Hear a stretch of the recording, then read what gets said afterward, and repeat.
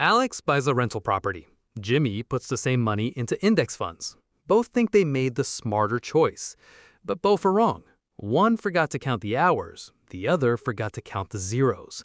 When you run the numbers over 20 years, the gap will make your stomach drop.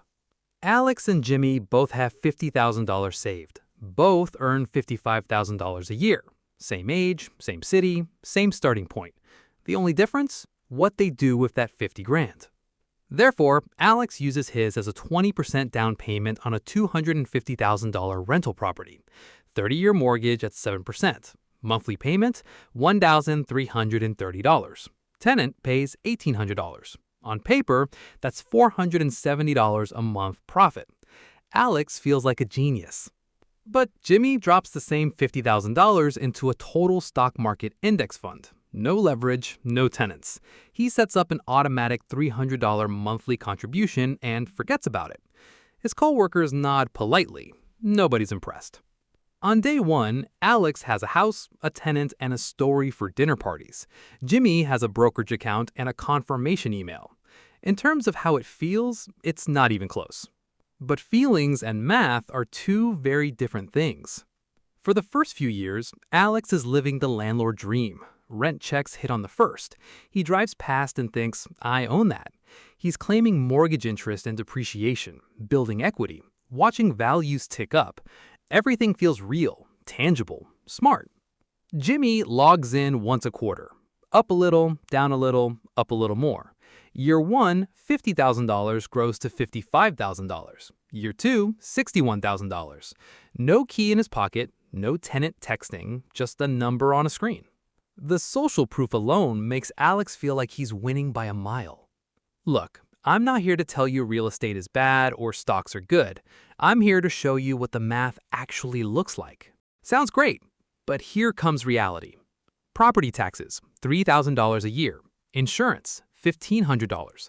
Water heater, $1,200. Leaking roof, $2,800.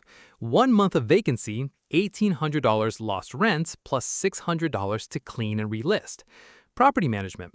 Alex does it himself, but that means 10 p.m. phone calls, weekend showings, and lunch break repairs. After all real costs, Alex's actual net cash flow over 3 years is around $2,000 to $4,000, not the $16,920 that looked so good. Therefore, Jimmy has put in $50,000 plus $10,800 in contributions.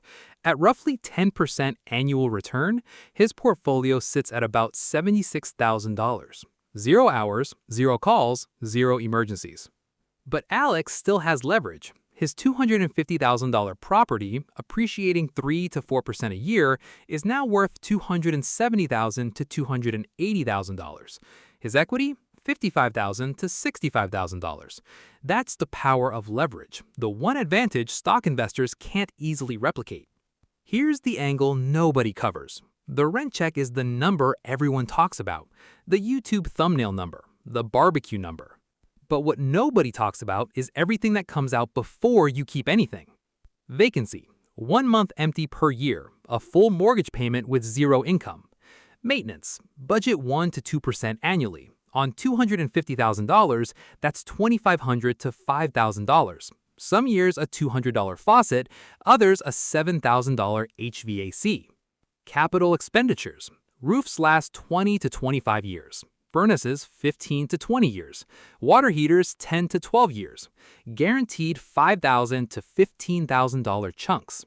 Property management. Hire a manager, 8 to 10% of rent gone. Do it yourself, you're working for free.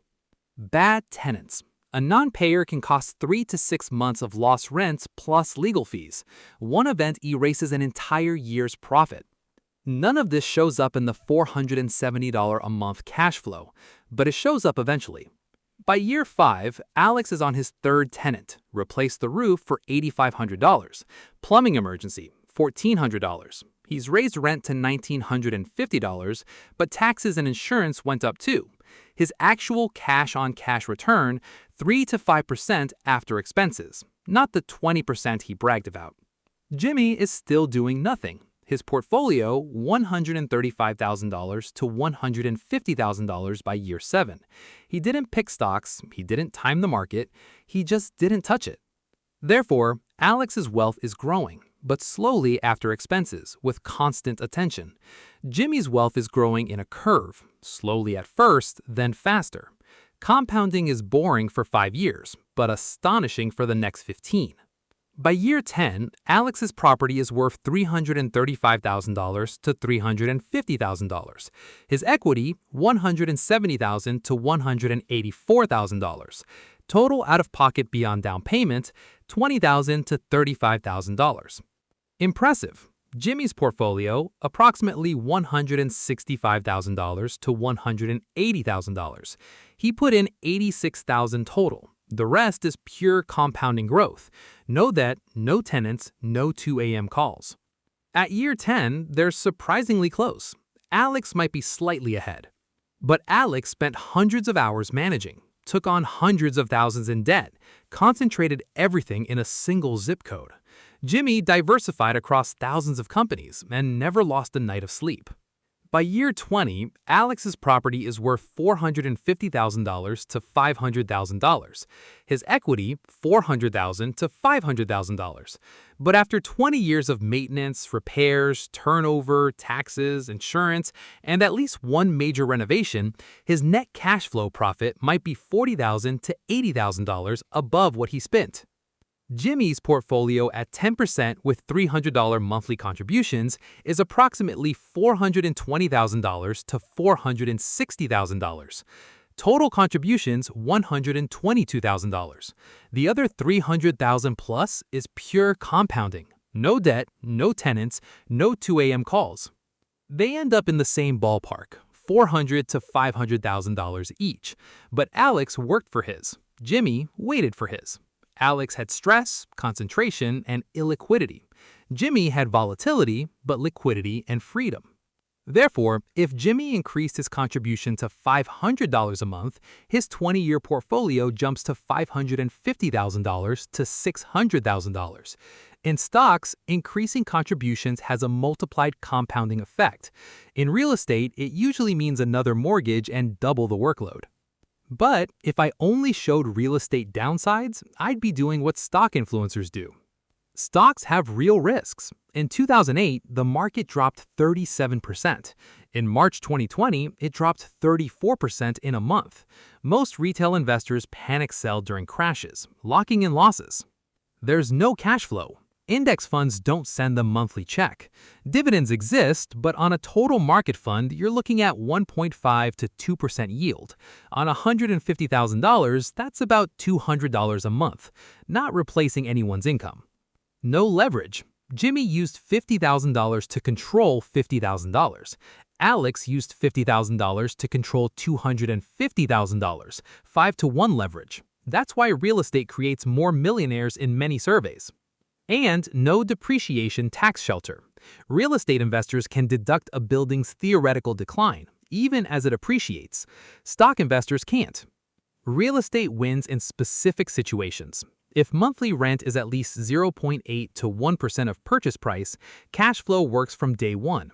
If you treat it as a business, screening carefully, budgeting for CapEx, returns can exceed stocks, especially with leverage.